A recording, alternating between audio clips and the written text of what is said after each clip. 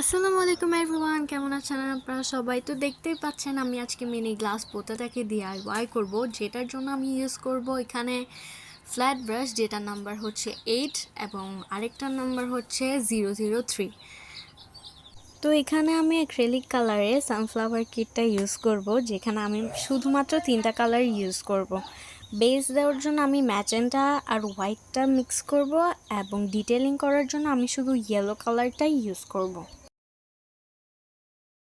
তো আমি ভাবলাম ম্যাজেন্টা কালারটা বেশি গাঢ় হয়ে যাচ্ছে, তাই আমি এখানে একটু বেবি পিঙ্ক কালার আনার জন্য হোয়াইট আর ম্যাজেন্টাটা মিক্স করছি।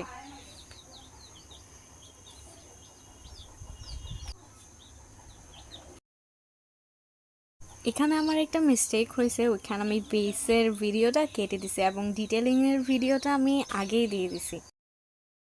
এখানে আমি বেশি কিছু ড্র করব না, জাস্ট ইয়েলো কালারটা দিয়ে একটু হার্ট শেপের মতো এঁকে দিব, বিকজ এটা অনেক ছোট এবং এটাতে আর্ট করতেও অনেকটা প্রবলেম হচ্ছিল।